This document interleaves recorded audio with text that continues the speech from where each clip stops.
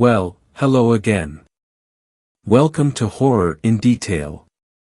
Today we are going to share Wendingo and cryptids encounter stories. First story. This story was shared by you/Oberian Synth. Wendingo. It smells like death out here. Babe, stop being dramatic. I covered my nose and carefully stepped over the pile of animal droppings whose smell had so rudely invaded my personal space. I can't believe you tricked me into coming out here, I said. I didn't trick you. I like to think of it as careful coercion. He grinned at me with that perfect smile and I felt my annoyance at nature slipping away. Dalton loved the outdoors and he'd been begging for me to join him on one of his weekend excursions into the deepest parts of the forest. I reluctantly agreed, but only after he pulled out the puppy dog eyes. There was something about those beautiful brown eyes that just melted me down. We had been walking for what seemed like hours, though Dalton revealed to me that it had not even been 30 minutes. I'd always had a taste for exaggeration. I've always liked nature, but purely in small doses. Dalton, on the other hand, was a nature fanatic. He'd spend days, sometimes weeks in this forest. Opposites do attract, I suppose. There was just something about the outdoors that fascinated him. Between the spiders and other various animals that could kill me, I was positive that I did not share the same opinion. Watch out for that spider web, he shouted back at me as he tore through the thick collection of tree branches. Fuck you. I shouted back, with a nervous laugh. Save that for when we get to the campsite, babe. Lord. It's gonna be night soon, I said, basing my information on the small amount of sky that I could see through the opening of our tent. I think anyway. Dalton zipped up the tent and laid down next to me. I grabbed onto him, feeling comfort as I could feel his breathing. He wrapped his arms around me and kissed me on the forehead. I smiled. For just a moment, I forgot that I was now trapped inside a small confined space, helpless against whatever would feel the need to rip my face off and eat at my intestines. You brought food, right? I'm starving, I said. If something eats me, I'd rather it have a full meal. Dalton chuckled. Yes, I brought food. I hope the bears like trail mix. Damn, I was hoping for a 3-course meal, but that'll do. I guess, anyway. You're so unappreciative. That's not true. I appreciate that I'm still alive at the moment. Keep it up, and maybe you won't be. He smiled and pulled me in for a kiss. It was always so hot when he threatened to kill me. You see that one? The one that kind of looks like two people. That's Gemini, I said, trying my best to point out which stars I was talking about. I think I'm a Gemini. No, you're a Libra. Does it matter? Well, no. But still. By nightfall, I had found one more sense of comfort. The stars. Living in a city, we could never see the stars at night. But here, I felt like I could see every star in the universe. It was slightly overwhelming, though my lifelong interest in astronomy helped us pass the time when I couldn't sleep. Where's the Big Dipper? He asked. Ursa Major, babe. No, I said the Big Dipper. Dalton always hated when I corrected him. In my defense, I couldn't help that he was often wrong. I wish I would have brought my telescope. I don't think that would have fit in your backpack. I could have made some sacrifices. I mean, look at the sky, I bet I could see Pluto. Really? I sighed. No, babe. Guess we both had our interests that the other had no clue about. We scurried back into our tent about an hour later, when I saw a huge-ass spider slowly making his way towards me. It's only for a weekend, I kept telling myself. It didn't help. We had only been out in the forest since the afternoon and it had already felt like I had spent my whole life swatting away insects and stepping over plants that I was convinced looked suspiciously too much like poison ivy. I tried my hardest, but the Sandman decided to skip me that night. He was probably shacking up with the Tooth Fairy. I guess I was too nervous to sleep, but at least I was able to feel comfort in Dalton's arms. I normally would have been annoyed by his snoring, but it was a familiar sound compared to the somewhat unnerving sounds of the forest. All the carnivorous animals stepping on twigs as they make their way to sink their teeth into my skin, and the sex-crazed mating calls of all the godforsaken insects that want to infect my blood with 1,000 parasites. I closed my eyes and tried to tune out the sounds of nature and focus on my husband's snoring. I chuckled a bit at the humor of that. I hated his snoring, yet here I loved it. And it seemed to be doing a great job of drowning out all the bugs and whatever else called this forest home.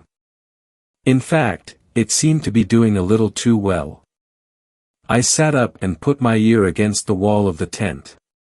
Nothing. I couldn't hear anything but Dalton's snoring. It was as if everything in the forest just decided that it was time for a moment of silence for a fallen mosquito. I loved silence, but here it was simply unnerving. I tried to wake up Dalton, but he's such a deep sleeper that I would have needed some fireworks and an earthquake to wake him up. I grabbed my flashlight out of my bag and went outside the tent. Classic horror movie mistake, you idiot, I thought to myself, but I was curious. Outside the tent, it was pitch black. I looked up and the hundreds of stars that had once comforted me in this damn forest had been replaced by a covering of darkness. I froze. Fear. Shock. I don't know, but I couldn't move. The silence was deafening. At this point, even Dalton's snoring had disappeared. As if this situation wasn't already perfect enough, my flashlight decided it was the perfect time to begin flickering out. I didn't know what to do. I was frozen, standing in nothing but darkness. There was nothing but silence. Even my breathing made no sound. And then, a smell. Oh God, the smell. A smell so horrid, it broke me from my trance and I had to immediately cover my nose, but it was no use. The smell of death broke through the barrier and forced its way into my nostrils. I gagged and coughed as the smell only got stronger. Whatever was causing the smell was getting closer. Footsteps. I began to hear footsteps. Loud footsteps. It sounded nothing like something walking through the forest. It sounded like walking on concrete. What the actual F is going on? I screamed, in my head of course. Occasionally whatever was walking would step on a fallen tree branch and break it, pausing for a second before continuing its steady pace. My adrenaline rushed and I threw myself back into the tent and zipped up the door. I grabbed onto Dalton's hand, though it felt cold and lifeless. I looked at Dalton and he appeared to be alive. Just not moving. I held tighter onto his hand and threw my other hand over my mouth to hide my panicked breathing. The footsteps had gotten louder and whatever was walking had increased its pace. My heart was beating faster than a bullet train, and the last thing I remember was hearing a deafening, high-pitched scream before I lost consciousness. Babe? Babe, wake up! Dalton said as he shook me awake. I jumped up, hyperventilating and grabbing at Dalton. He threw his arms around me and I began to feel calm again. You were screaming in your sleep. I thought you were having night terrors. My breathing and heart rate began to slow down. Was it just a nightmare? No, it couldn't have been. It felt so real. He grabbed my arm and I felt a burning sensation. I yanked my arm away and saw 3 large gashes going down my arm. What the hell? I said. Damn, babe. You must have scratched yourself in your sleep. Did I? Did I really just dream all that crazy shit that happened? No, I couldn't have. I don't ever remember my dreams, why would I remember that one? Am I just going crazy? Maybe the forest was just messing with my head. I'd heard a lot of stories about people going crazy after being in forests. I had never heard of it happening after just one afternoon, however. Though I guess there's a first time for everything. Dalton tossed my backpack at me. Get yourself changed. I'm gonna go make breakfast. That sounds like one crazy-ass dream. No wonder you were screaming so much. It was terrifying. It felt so real. Well, you don't have to worry anymore, babe. I'm here to protect you. I kissed him and listened to the sounds of the forest again. They were strangely comforting now. Maybe it was just your anxiety. You were pretty freaked out about coming to the forest. Maybe you were just freaking out so much that your brain decided to turn it into a dream. Is that how things work? Possibly. I chuckled and gave him another kiss. And another. And I won't go into too much detail as to what happened next. We spent that day headed north, making sure that we kept walking in the same direction so we didn't lose our campsite. We saw a bear once and I almost lost control of my bowels. In case you were wondering. It didn't see us or it would have done something similar. At least, it would have in my imagination. I'm tough as hell, you know. We got back to our campsite about 3 days later. Or at 6:30 that same day if you ask Dalton. It was ransacked. Our tent was ripped to shreds. What the fuck? Dalton yelled. What the hell did this? Some kind of animal, maybe. I was always super helpful in stressful situations. All our food is still here, at least. But we might have to pack up and head out early. We can't stay here with a shredded tent. It's gonna be dark soon, babe. He sighed and I could tell he was trying to work out a plan. We're still pretty far out. I don't know if we could make it out before nightfall. I don't want to be walking through the forest at night. You know damn well I don't either. Exactly, we might just need to stay here and put on a shit ton of bug spray. Great. The sun went down about an hour later. We lit a fire and just sat up against a tree. I had wanted to carve our names into the tree, but Dalton told me that it would hurt the tree. I was still disappointed, though. Without a proper tent, we were pretty much forced to rough it outdoors for the night. We decided that we would just stay up through the night and head for home at the first sight of daylight. I wish I could say that our plan worked out like we expected it to. After an hour or two, the two of us had fallen asleep, only for us to be abruptly woken up by a loud bang. The fuck was that? I whispered, grabbing onto Dalton's hand. It was suddenly freezing, even though we were still sitting right next to the fire. A fire which had somehow not simmered down even after we stopped tending to it. How is the fire still going? Dalton asked. The forest answered with an ear-piercing screech. I covered my ears but it didn't seem to help. It only lasted for a few seconds, but my ears kept ringing. I felt blood drip down into my mouth and looked up to see that it was coming from Dalton's ear. He said something about his eardrum busting, but I could barely hear him over the ringing in my own ears. I got up and looked around. I couldn't see anything. What could possibly make that sound? Dalton got up as well, wiping the blood from his ear. He grabbed me and I faintly heard him say that we need to leave. Now. And that was the last thing I heard before everything went silent. The ringing in my ears was gone, and so were the sounds of the forest. I pulled Dalton's arms off of me and it was as if he wasn't even human. Just a mannequin that I could move and twist as I saw fit. This time, there was no darkness.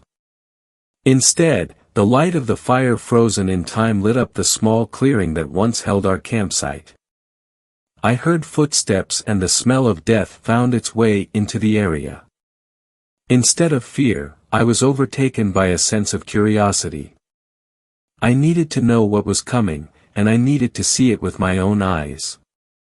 And see it I did. Minutes later, a tall human-like figure appeared through the trees. The scent of death grew stronger as it came into the light. My stomach was in knots and I tried my hardest to hold back the acid that was climbing up my throat. The creature stopped and smiled at me. From what I could see there was barely anything holding its skin together as it draped over thin and brittle bones. Its lips were ripped, torn and covered in dried blood. It looked like it hadn't eaten in years and that had me very concerned for my own safety. It stood still for what felt like an eternity, just smiling at me with its rotten, black teeth. I couldn't move. I couldn't do anything but look it in its dark, sunken eyes. It lifted a finger and pointed at me, still smiling.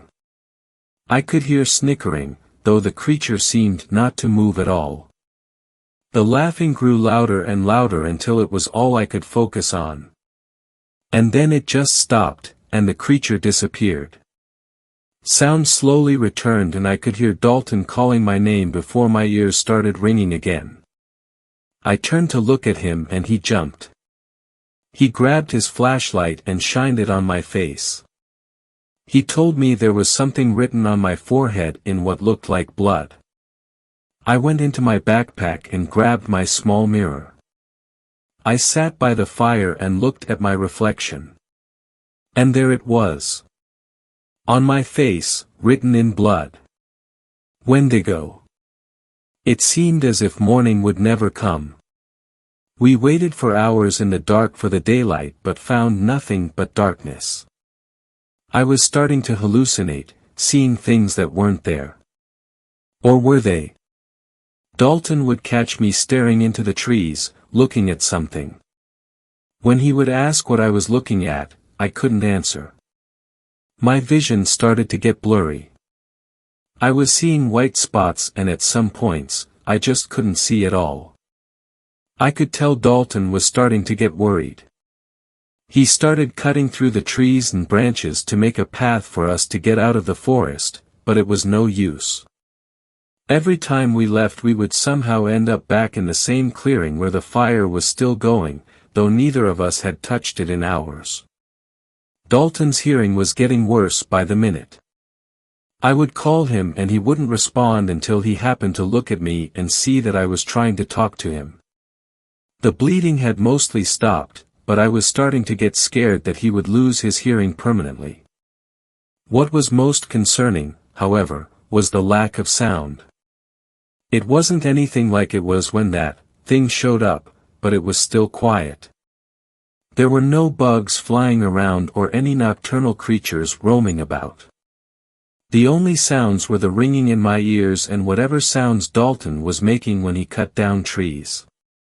It had been like that for hours, and neither I nor Dalton could figure out why. We were too concerned about getting out of the forest. Well, at this point only Dalton was. I had accepted a fate of being trapped in this forest until the sun came up. If it ever would. I laid down near the fire and rested my head on my arm. I watched Dalton effortlessly tear down trees and I wished that he would join me by the fire. I called him but he either didn't hear me or chose to ignore me in favor of escaping. I closed my eyes and let the warmth of the fire come over me. I realized that I was starving. Before long, I could feel my consciousness slipping away as I drifted into the sleep that I had been avoiding for hours.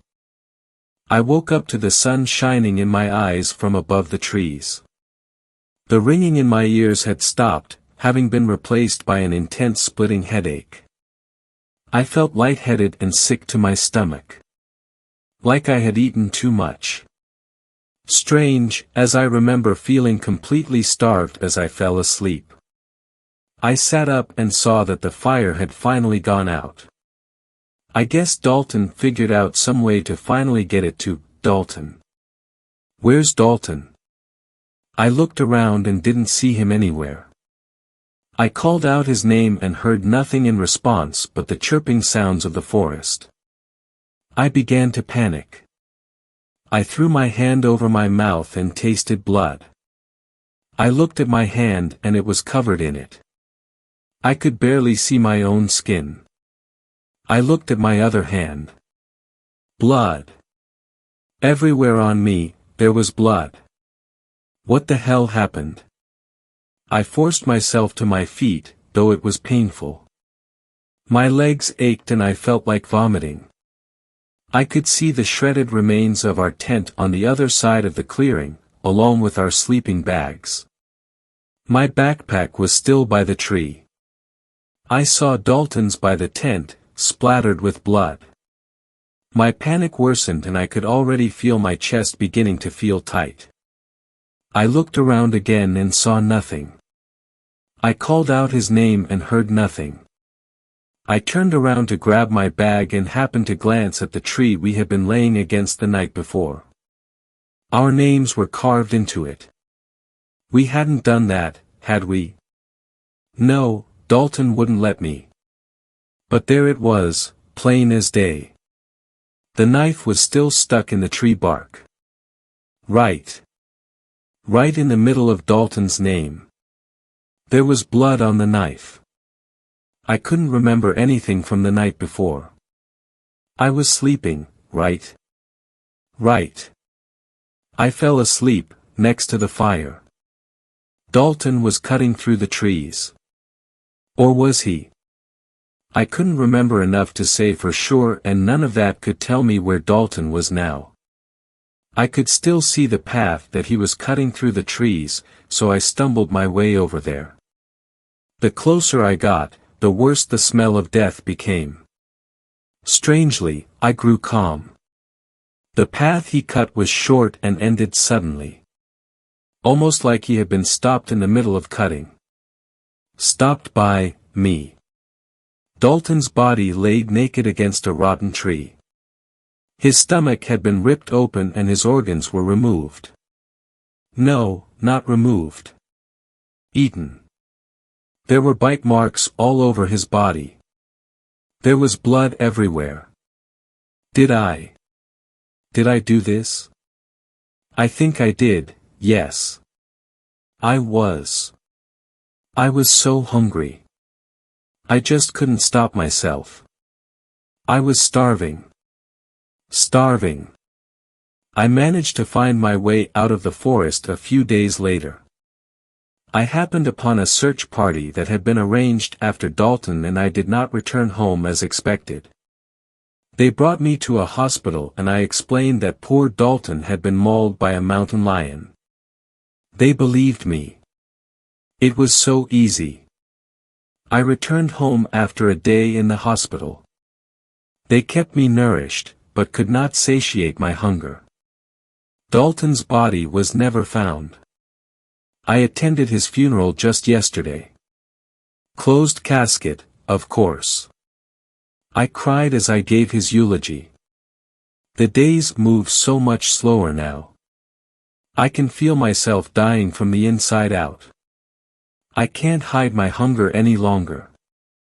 I must feed again before I wither away. Maybe then I won't see that hideous creature I saw in the forest in my dreams. I don't want to see it smile anymore. I don't want to hear its laugh anymore. But still, it calls to me. It tells me what to do. It tells me where to go. It tells me I must eat. Second story. This story was shared by you/exquisite sociopath. The Wendigo is hungry too. In July 2008, I believe it was the 30th, me and my buddy drove to Manitoba in order to pick some medicines for an upcoming sweat. So we get to west of Portage la Prairie and my buddy pulls into a gas station because he has to use the bathroom. I begin to doze off when all of a sudden I feel two cold and bony hands wrap around my throat. The smell of decay fills my nostrils and it makes my eyes water. I have been hunting quite a lot and I have of course stumbled upon animal carcasses rotting, but that is a smell I would readily prefer over the smell that this creature emitted. I can't move my head as I try to see what is on top on me. I can feel tears starting to run down my face as black dots started to dance in front of my eyes. Bang bang. I look over at the window of the truck and see my buddy smashing his hands against the window. He looks petrified and keeps screaming a word over and over, but I can't hear what it was over the ringing in my ears. I read his lips and my blood runs cold. He is screaming the word, Wendigo.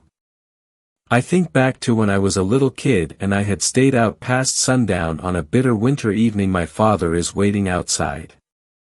He has a scared yet stern look on his face and he says, "You better get inside the house, boy. There are man-eaters in these woods." For years I pester him over and over about what he was talking about, and that's when he finally tells me about the Wendigo.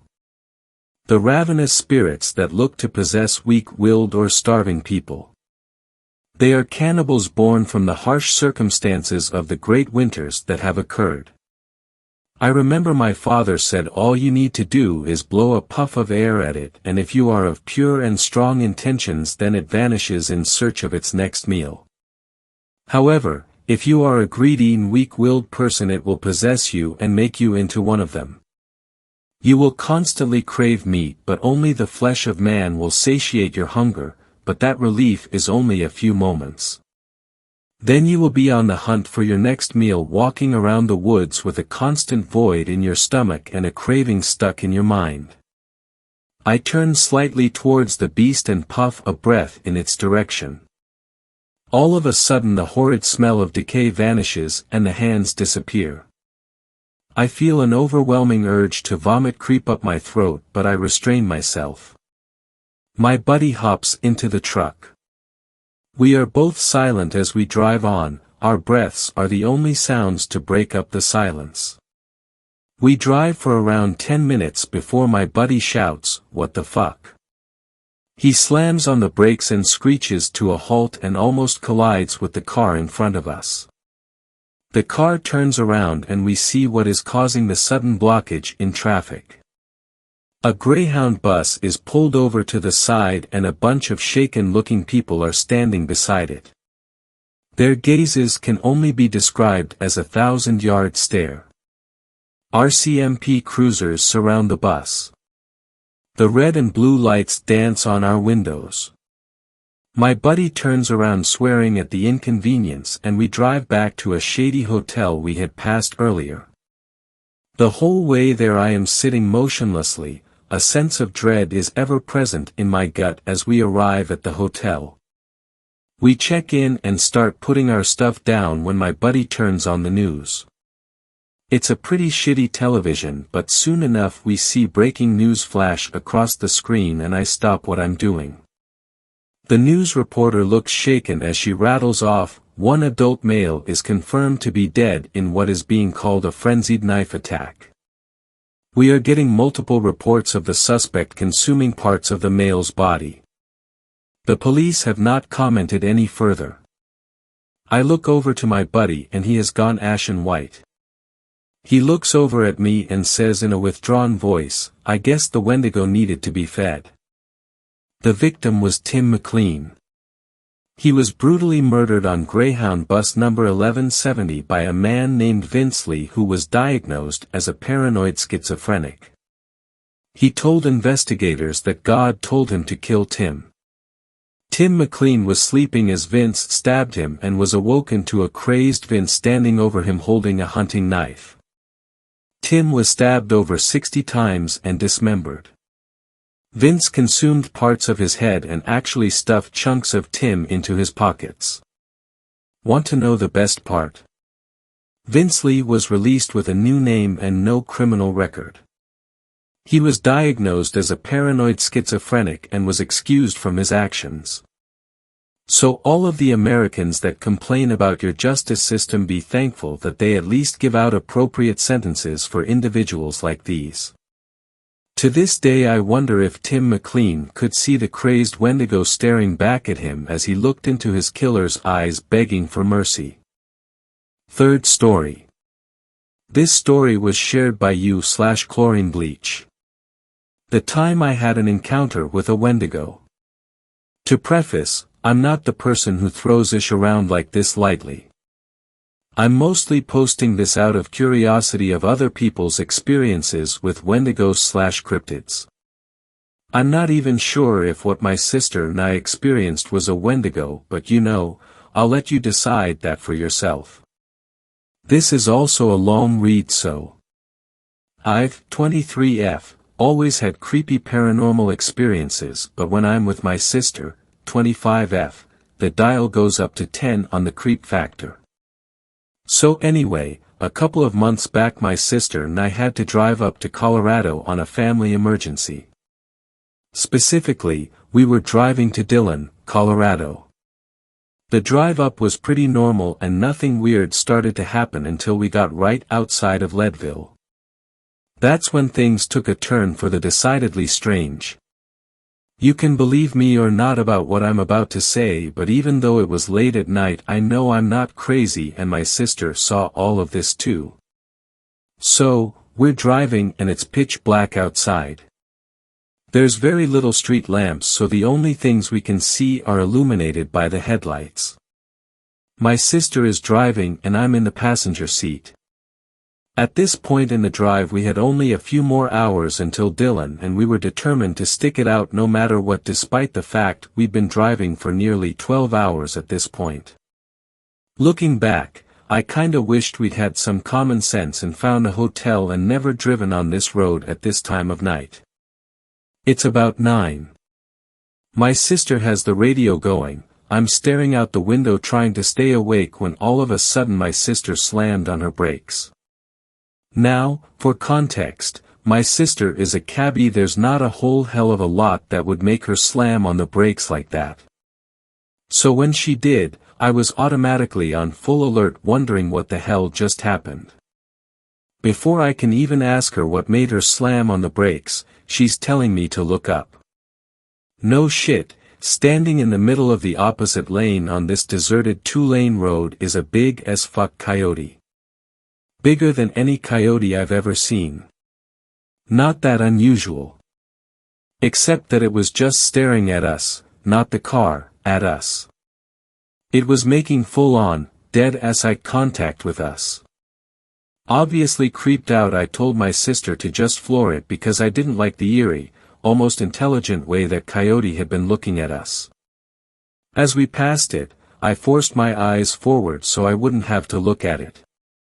We kept driving, a little shook up but laughing it off. After all, we're both from the Southwest and there's no way a lone coyote is gonna spook us that bad. A little bit further down the road, I'm calmed down again and back to staring out the window. Maybe 5 more minutes pass before I hear my sister ask me, "Did you see that?"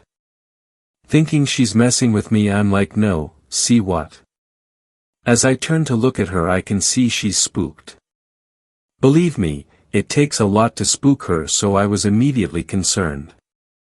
She sees that I have no clue what she's talking about, so she says, "Dude, there was a hand that just came up out of the back seat and touched the dash." Now I'm even more creeped out. I try to make a joke out of it, saying how it's late and the whole thing with the coyote. But she's insistent on what she saw. So I ask her to replicate it. She gestures to the back seat and says, "I saw a hand come up and touch the dash like this." At this, she makes a fist and taps it against the dash. I shake my head, tell her I didn't see anything. That we should just keep going 'cause I sure as a hell am not turning back now. But oh man, that was not the end of it. Not even 10 minutes later we're still driving on this dark, windy mountain road. I'm looking forward, fully awake now and doing my best to take my mind off the situation. When I happen to glance out the driver's side of the front windshield. Again, on the opposite side of the road I see a woman standing on the edge of the road. She's all alone and just standing there in a torn white dress and barefoot. Obviously thinking that this girl needs help, I open my mouth to ask my sister to stop. Before I can get the words out, we're already around the next bend, and as I look in the rear view mirror to check if she's still there, the girl is just gone. Vanished. Poof.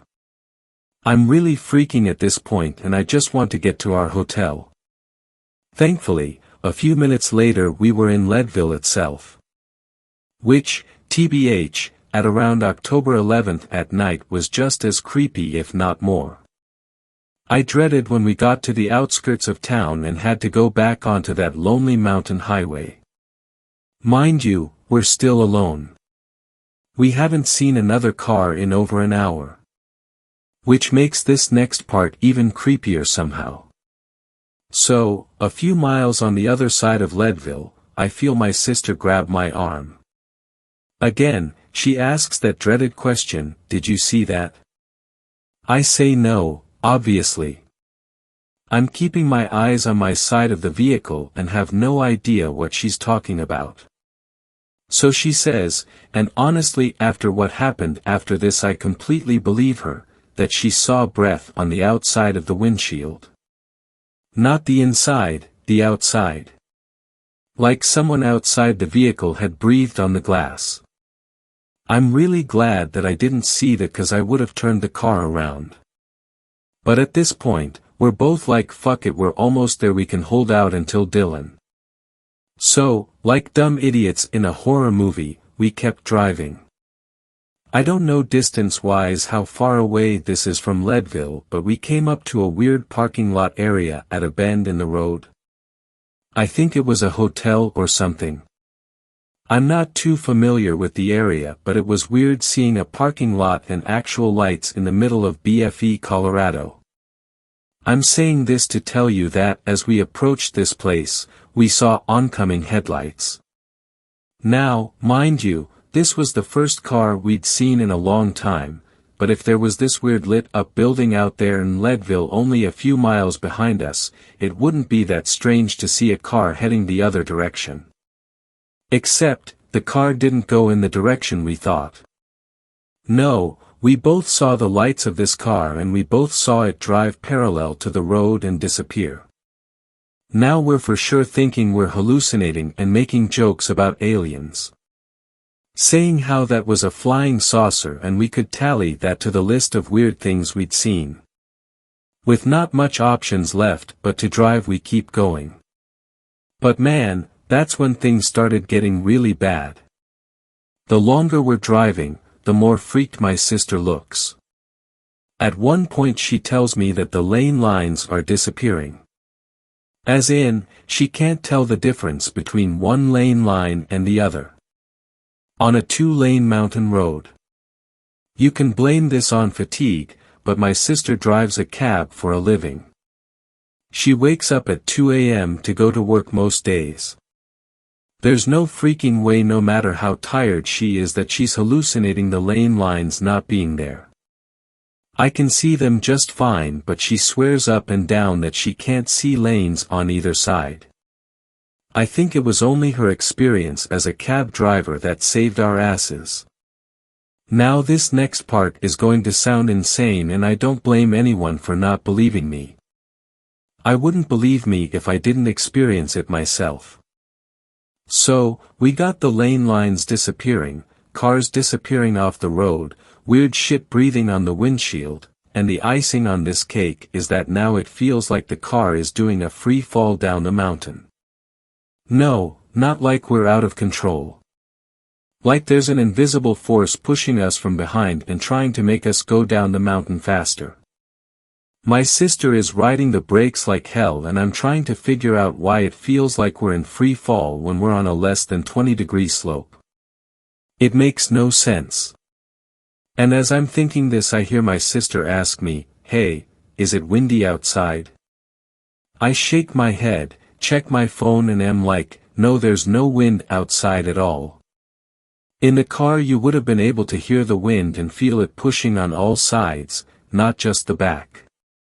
Wind makes a very distinctive noise and so I know that there wasn't any wind that night.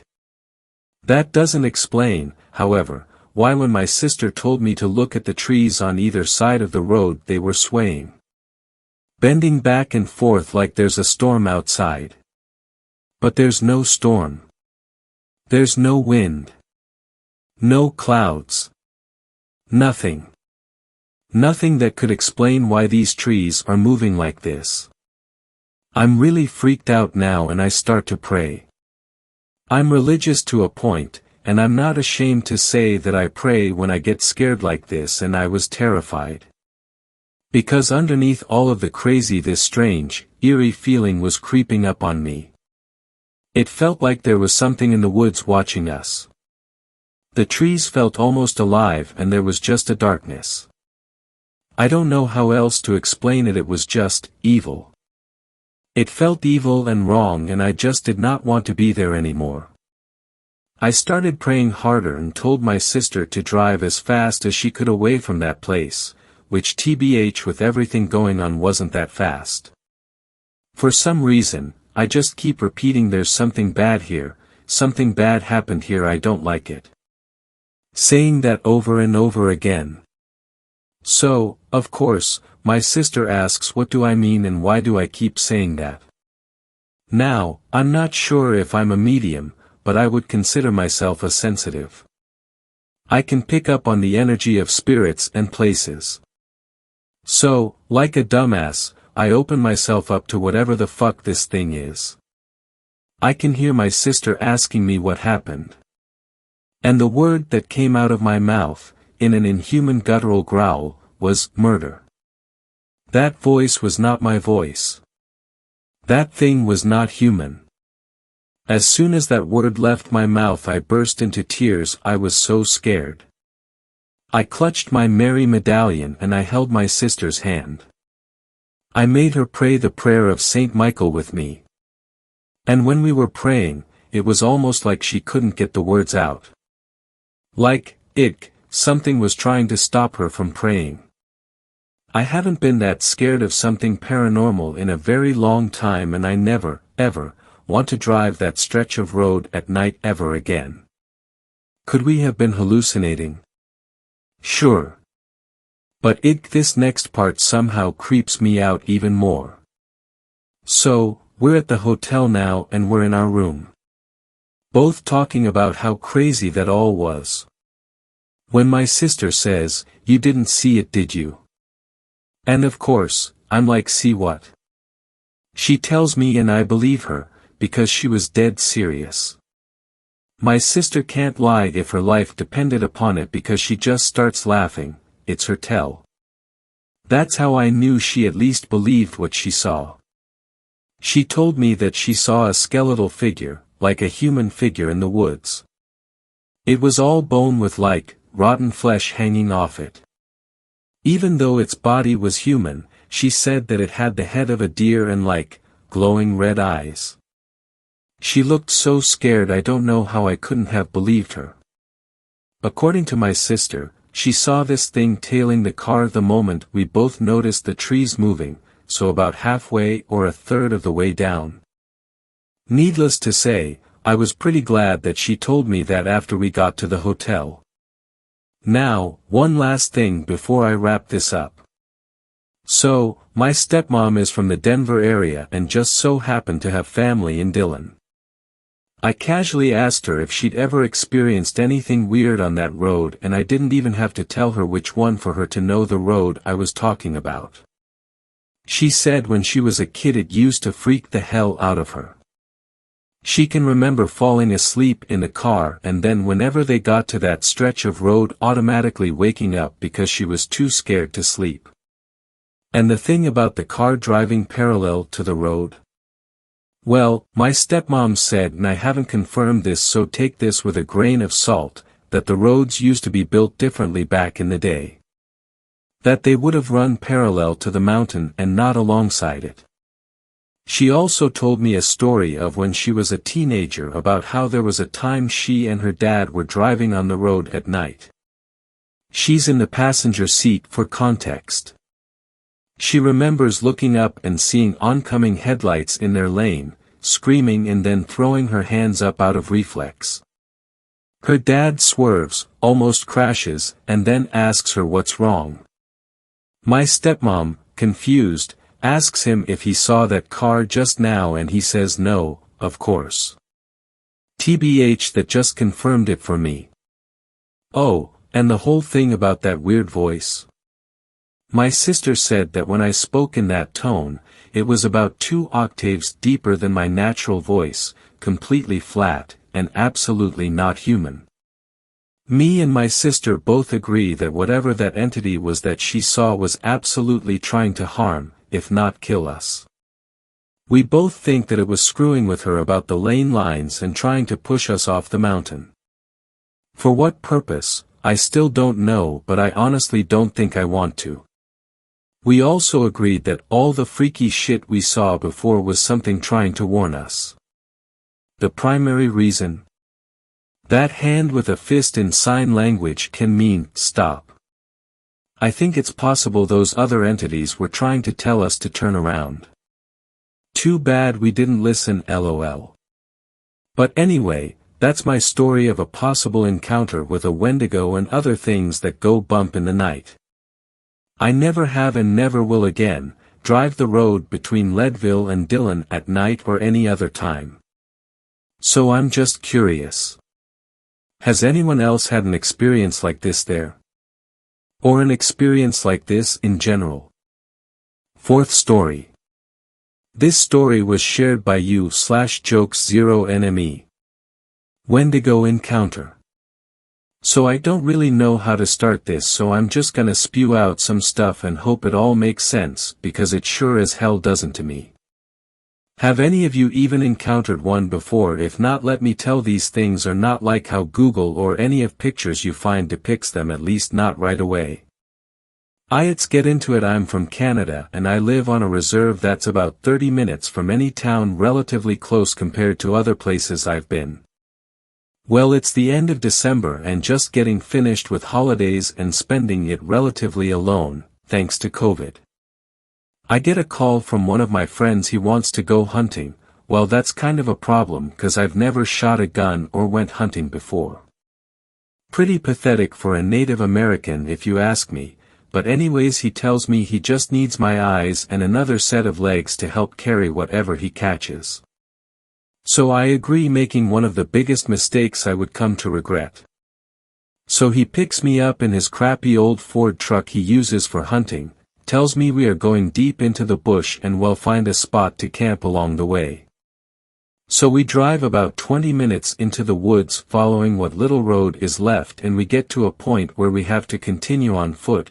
We unload our gear and supplies and carry it till we find a nice clearing with room for everything. After we set up camp, we begin our trek into the woods, going farther than I had gone before. Saw a couple of bucks and rabbits, nothing too spectacular, so we keep looking cause he wants the big daddy buck, and we come to this other clearing much larger than the one we are camping at, and something about this part of the woods just feels off.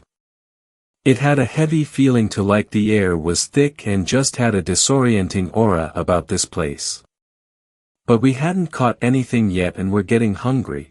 So we spot a rabbit in the middle of this clearing. Buddy lines up the shot and bam, we have dinner. So being the one without the gun, I go to get our little dinner in the middle of this clearing, and I notice something odd, that it's a perfect circle, no tree stumps, no sign that any human had made this gigantic circle.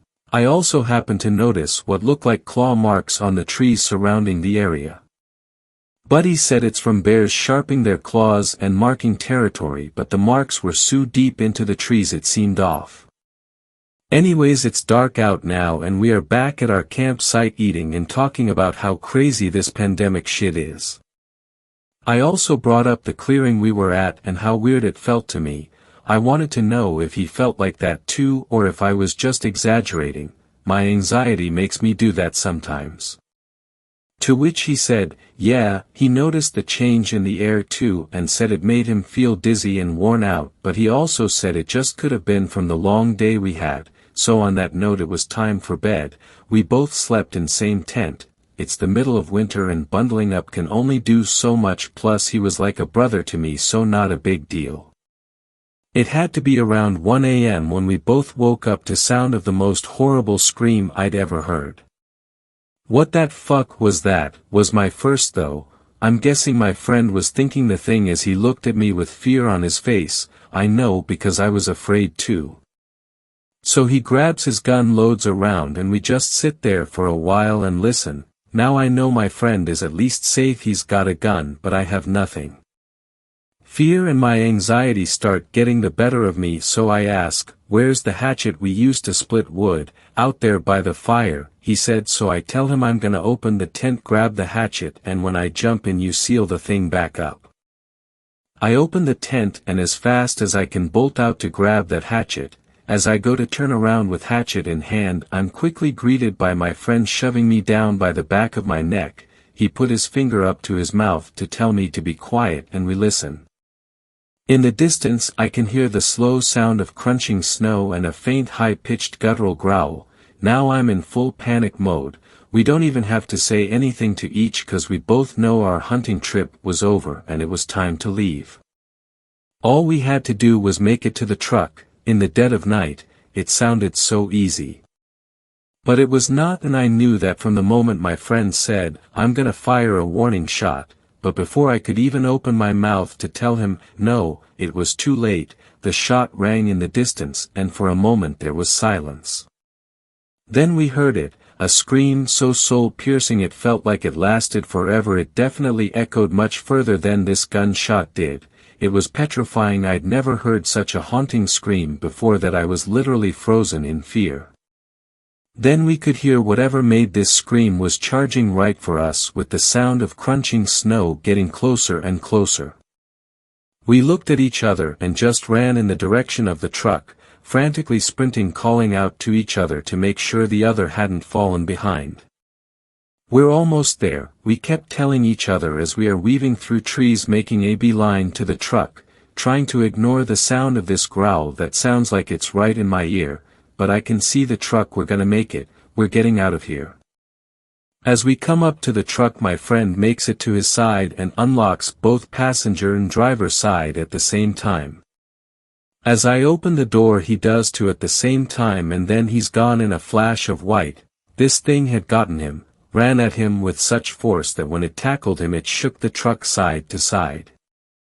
I stood there in shock. I call out to him, but all I can hear are screams and a couple gunshots and then dead silence again. I know in my heart that my friend is dead, and so am I if I don't get the fuck out of here. I go over to the driver's side and find the keys on the ground. He must have let them go when he got tackled. I hop and start the damn thing, whip it around in the direction I needed to get out of here. Then I saw it. Skin as white as snow, completely hairless, eyes that had sunken into its head made dark circles around eyes that were just as white as its skin, no nose, teeth so jagged and sharp shined with the color of blood, and its lips looked like they had been chewed off, so all you're staring at is teeth. Its body was so disproportioned, but with long lanky limbs. This thing is blocking me from leaving, but I'm getting out of here no matter what. I floor it with the tires spinning. I shoot forward and so does it, screaming that blood-curdling scream as it charges at me. Now I'm getting up close and personal as this thing lunges at the truck and bounces of the hood and over top of the truck. As I'm speeding away, I glance at the rear view mirror and witness this thing get up and just stand there watching me drive off with its head tilted slightly. I knew I had just escaped death with the price of losing my friend. Fifth story. This story was shared by you/Symphoniofsin. There's something evil lurking in Hoosier National Forest. I've been more than a little hesitant to post this, but after what just happened on my last hike, I feel like there's no other choice. The parks may suffer for it, but people have to know. There's something evil in Hoosier National Forest. Possibly more than one. I've had similar encounters in multiple parks within HNF. Enough to make me question if one thing could be responsible for all of them. I've been followed on trails before. I've heard voices out in the woods that couldn't possibly be real, people who are too far away to be there, people who are dead. I once heard my granny's voice coming from a cave in Hemlock Cliffs. On my last hike, I went to Mogan Ridge, hiked the East Trail. It was scenic and beautiful. A nice day, if a little humid, not too sunny, not too windy. The hike was going wonderfully.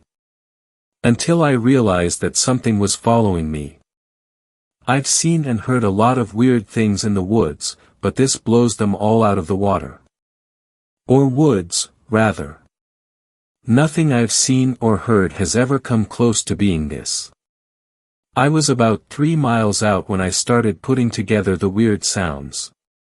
Crunching noises, like someone chewing on ice mixed with joints rolling, coupled with a slithering sound like something heavy being dragged through the leaf litter.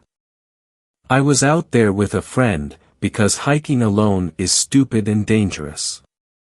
I noticed the sounds first. I stopped walking to listen for a second. I think I said something like, "Hey, John, do you hear that?"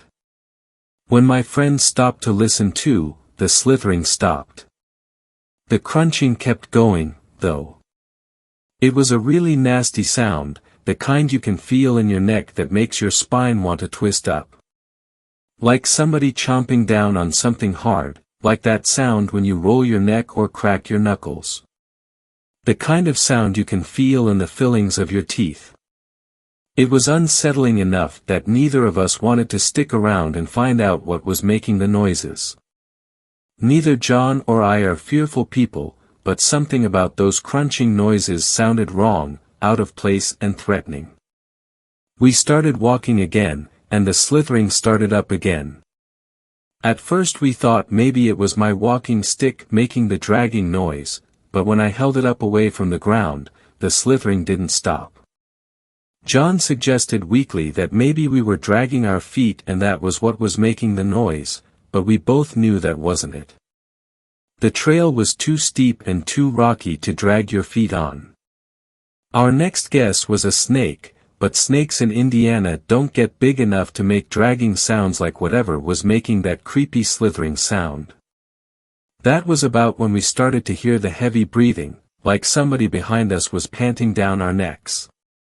Once that started up we really began shitting ourselves with fear. Because black bears have been sighted recently in Harrison County, a stone's throw from Perry County where Mogan Ridge is. We were certain that any second a bear was going to jump out of a stand of trees and eat us both alive until the whispering started. At that moment, we knew it was not a bear. Bears do not whisper. Nothing in the woods whispers. Not even mockingbirds. That just made it so much worse. Because whatever was breathing down our necks, whatever was crunching and slithering behind us, it was speaking, and it knew our names. John, John. Ash, Ash. John, John, John, Ash, Ash, Ash. Look at me, John, look at me.